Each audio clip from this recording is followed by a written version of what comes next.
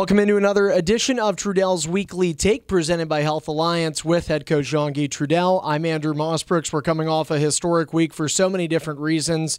The Rivermen 5-0 for the first time in franchise history. And coach, you sit atop the mountain alone, 234 wins. How's it feel?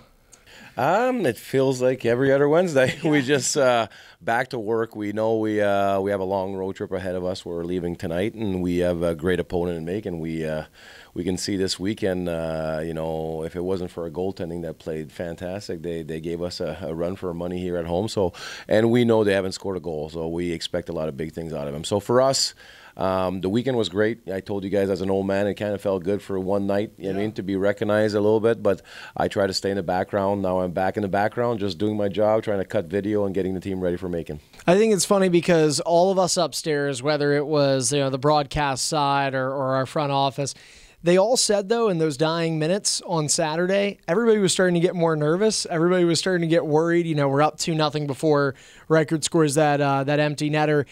And, I'm just wondering for you, in the moment, at what point, because I assume before it, you did not know you were going to go on the ice after the game. You didn't know about any of that if you would win. So at what moment did you ever give yourself an opportunity to kind of bask in it, Saturday? Or did you start getting nervous at all during those dying minutes? Were you thinking about it? Not at all. To be honest with you, I always come out of the hallway after a win, and I promised Katie I would smile at her now this year, even when we win. So I gave her a smile. I was going to the locker room. They told me to come back out there. So, it's there because you've been told so many times. But for me, it was just a big win. We won against Macon. We needed that one. Macon played great that game. Yeah. Our special teams, one power play goal, one shorthanded goal. So I was just thinking about all those things that were important to the hockey team, not necessarily the win record. I think after I went on the ice, and I think when I got the bucket on me, and it was really special actually just to get a hug from every player. Because I understand why I have those wins. It's because of them. And then I think when we toasted in the locker room was kind of cool. I soaked it in for about half hour, and then went home, had a good night's sleep, and went back to work. So like I said, for one night it was nice. I had a chance to, celebrate a little bit, and it's still I always say it's a very nice accomplishment when I retire, when I have a chance to kind of, think over it. But right now I'm right in the mix of a season with a team that has, 14 new players. So we still have a lot of work to do. For us, it's just kind of, it's just another season. I always still feel very fortunate I'm here and I get to coach, and now the record's over. I'm kind of happy we got it over with. Yeah, I'm happy we got it over with quick, because I was just tired of the questions. I just don't like when it's about me. I really don't. I just want it to be about the team, and those players deserve a lot of accolades right now for 14 new faces coming in, and being 5-0 is pretty impressive. And it's the first time that the Rivermen in franchise history have started a season 5-0. I think that's a testament to your coaching and these players' buy-in to your system, because as you mentioned, we're looking at virtually a new team, a completely different Rivermen squad than the year before. Talk about those players. You've got a good mix here. I think the majority of them are young, but you've got guys coming from NCAA D1 backgrounds, D3. You've got a couple guys that played in the SPHL. How well has this team gelled together, and to do it so quick? Well, you talked about it. I think they're just buying in. I don't think we have close to the talent offensively that we used to have over the past few years, but they're buying in into playing all three zones really well. And we know what type of team. We're a longer, heavier kind of team, and we're playing that way. We're making it hard for opponents to get in certain areas of the ice, and if we keep doing that, we'll have success. And of course, the only thing that's not kind of expansion for us right now, it's our goaltending. We're lucky enough to have two phenomenal goalies, and it's like I said, it's a joy as a coach to have those two, and I think they give a lot of confidence to everybody. We know even if we break down here and there, they're going to be there for the big save. So I think it starts, always from a goaltender out, and we're getting a lot of success. Our Ds are, I always say they're just doing what they're supposed to do. They're in the right spots, they're doing the right things, and the guys, like you said, I honestly think you can be the best coach in the world. If guys don't buy in, you're not going to have success, and they're buying in what we preach, and they're doing it every single day. I think Eric Levine had two really good starts the Tuesday morning in Evansville, and then obviously the shutout win on Saturday. What about Jeremy Brodeur?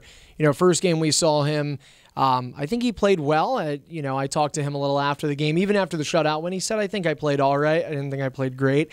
But in his first game, I would say, objectively, I think maybe early on he struggled a little bit with rebound control, and obviously was just able to buckle down. But it looked like in this game against Macon, he was kind of ready to go from the start. He made 36 saves. That's a team high so far this season for that shutout. How impressed were you with Jeremy in his second game? I'm like I said, I'm impressed with both goalies. No matter what, we have a little something going, and we every Tuesday we get together and we look at every single save and every single shot. And I think we have two students of the games. They love that part. And I said, like we talked about, if you don't buy into every single part of the process, you don't get better. And those guys, no matter what, even we talked about it. We just had 2 shutouts, and we're still here Tuesday morning at 8:30. Watching film on every single save, and they kind of help each other understand what they could have done different. And for me as a coach, when you're not a goalie coach, it's kind of nice. I learn from those guys, and we try to make it like a good,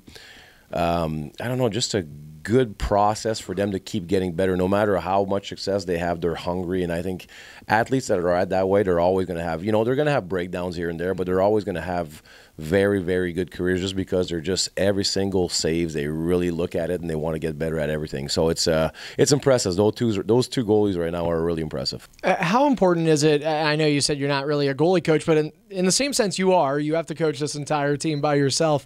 How important do you think it is for the goaltenders to have a relationship with each other, and what do you think it is between Jeremy and Eric? I think they're just two happy people. They're, we talked about it. One of our things is bringing good people, and we have two not only great goalies, but they're good people. They honestly, they love their teammates. They want to be around the teammates. You always had goalies in your life that are a little weird. They're completely the opposite. We're all weird in our own sense here and there, but they're very good people, and they bring a lot of life. Usually goalies are a little bit more quiet because, they are the last line of defense and a little bit more pressure on them. But those guys just come in happy-go-lucky. They just can't wait to attack the day. And I think those things rub off on people. When you have the majority of your team that way, everybody just wants to be here and get better. And not, like I said, they're fun to be around. They're actually two fun guys to be. Even in practice, they make a big save. They make jokes out of it, and they just have fun every single day. And I think that's why they're having success. You talk about bringing good people into this organization. I think you're a believer in good things happen to those who are good to others. Ted Hart. He's getting some great news earlier this week. Ted Hart, first call up for the Rivermen this season. He's going back to his home state, playing for the Maine Mariners. He was with that team in training camp. I know you have a good relationship with their staff. Really small sample size. He played in the preseason game. He played 5 regular season games, had 6 points in the regular season. What can't be said about Ted Hart? I mean, he did a lot of really good things that got him out of here quick. Yeah, and I always say you have 2 choices when you get sent down. You either bite the bullet, come down with a great attitude and work really hard, or you're going to pout and you're never going to go back up. So he came in with a phenomenal attitude, and I think Teddy started to get really comfortable. He's a little bit of a quiet guy, but he was starting to get out of his shell, get comfortable, and he did it the perfect way. He did not wait at home. He came here, he played some hockey, he played hard every single day in practice. He pushed himself to get better, and when you do that, good things are going to happen. And for us, of course, we're losing a player that I had in every power play, penalty kill, every last minute of every period. So it hurts us, but at the same time, that's what we're here for. We're here for those guys to, if they put in the right work and if they have the right attitude, they should be up and they should have a lot of success. And for me, it's a little bit extra special because Teddy's from there, and I think it meant a lot to him to go back to Maine and have a chance to play in front of his friends and family. And we're excited for him. Here in Peoria, we call it sending down. He got sent down to Maine, but we're happy for Teddy. He deserves it. He did a lot of great things here. Yeah, he did a lot of great things, and I know one of the things that you'll have to do every game with an odd number of forwards and defense is you'll end up switching lineups out a lot, but we saw a pretty consistent line of Ted Hart, Zach Nieminen in the middle between him and Darren McCormick on the wings. So do you have an idea? Is there a plug-and-play kind of player in there? Because I have to wonder for Darren McCormick, I mean, he even said it himself. He's leading the league in goals right now, but he credits so much of that to his line mates. Yeah, well, I mean, the whole success you have. I mean, you're always 6 on the ice. So no matter what, it is because of your teammates that anybody has success is because of your teammates. So for us, we have plenty of good players. When I think some guys are probably not as happy as they should with their start of the year. So I think they're going to step it up. We have a lot of great veterans that are playing well, but I think they can give us more a little bit offensively, and I think that's what's going to happen. Guys are putting different situations to have a chance to play with McCormick or have a chance to play more power play, and they're going to step up. And we've always had that mentality here in Peoria with all the call-ups over the years. We always have the next man up kind of mentality, and whoever jumps in on that line or any line jumps in the lineup, we know they're going to do the right things because we see it every day in practice. I'm to be honest with you, even our guys that were healthy scratches, I'm not afraid to put in any situation. We have Jake Anderson hasn't played the last 2 games, but now he's going to play, and he's going to play power play, right away. So I have a lot of trust in my players. The reason, if I keep a player here for long enough, it's because I have a lot of trust to put him in any situation. Taking a look back at this weekend against Macon, because now we have a weekend against them again, just different venue. I think it's easy for a fan to look at it and say, hey, you beat a team 3-0 back-to-back nights. You're clearly the better team. But, as you mentioned, this Macon team is good. I'm watching it from up top. They look like a really good team. When you look at video, are there any things that you found in this past weekend maybe, little details that just, hey, we won the game, but there's a couple things that could have been cleaned up? Yeah, we always do. Unfortunately for players as coaches, we always find a negative, it seems like, to every game. So we saw a lot of things last few days that, we didn't like, and it's still the beginning of the year for us. It's still a learning process. I think our neutral zone's still a little soft. We're not very hard in the neutral zone to go by, and then I think against a speed team like Macon, your neutral zone is key to try to slow down that speed. You have to kind of bump after every single play, and we're not bumping as much as we should, and little things like that offensively, and our rotations are not quite there. We scored, like we talked about last game, 1 empty netter, 1 shorthanded, 1 PP, so 5-on-5, not much to show for. So for us, there's always things, in hockey, there's so many things going on. There's always things to get better, and I think offensively, we weren't as good as we wanted to, and defensively, I thought we did a good job of taking away what we wanted to take away, but I think around that area, we weren't as fast as we wanted to. Every time there was breakdowns because we were a little slow on what we had to do in the bigger area. So we're just going to work on that. And unfortunately, this week, it's a quick week. We're leaving tonight, and Wednesdays are always off for us. And then, off. Recovery, a lot of guys are in here doing therapy. And then tomorrow, unfortunately, we get to Macon. There's no ice. So it's going to be a tough process, but I like my team. I like the professionalism we have. We don't find excuses. We're going to go there. We're going to have a good little workout tomorrow when we get to Macon, and if the brain is good, the body will follow. So hopefully, the brains are good on Friday morning to make sure we have a great morning skate ready to attack Macon, because like you said, they are a very good team. They had the 3-0 is not exactly how the game went. I want to ask you 2 quick things before we let you go. Hopefully they're quick. Goaltenders, we saw 2 great starts, Brodeur, Levine. Any plans this weekend on splitting them again? To be honest with you, probably. But I have to have a meeting with them. I always have a meeting with my goalies. Just talk about a little different things, kind of get a feel on everything.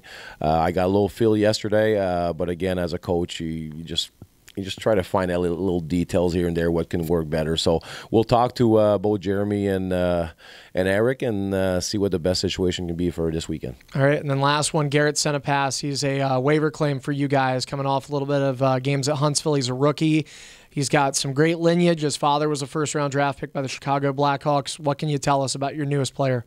Well, for me, as you can see, we're built with size this year. So when you have a chance to get a 6'4" forward that has some roots in hockey, so he's probably got coached a little bit. And then the first thing I did when I saw he got put on waivers, I called Glenn DeTulio there in Huntsville, and First question I asked, is he a good kid? And Glenn said he's a phenomenal kid that wants to learn and wants to get better. And when you're 6'4" and you have that, I feel like as a coach I can make him better. And I know Glenn's situation there in Huntsville, they have a lot of high end kind of talent, and they just got another one, so he probably just didn't have room for him. And usually when a team like Huntsville and right now Fayetteville that are pretty stacked, and all those teams that have all these great players release a guy, you always take a little longer look to make sure, because the amount of talent they have. And when I saw 6'4", I saw a forward that a good kid that wants to learn. For me, it's a no-brainer. We with losing Teddy, we had kind of a little spot there, and we're going to bring him in and try to teach him and try to make him part of the team right away. Yeah, and the Rivermen are going to have to get going right away. It's the start of a 5-game road trip kicking off against the Macon Mayhem for a weekend of games. But for now, that's going to be it. Coach has to get ready and get some rest before we get on this long bus ride. So that will do it for Trudel's Weekly Take with head coach Jean-Guy Trudel. I'm Andrew Mossbrooks. Coach, thank you for the time. Thanks, Andrew. Every time, buddy.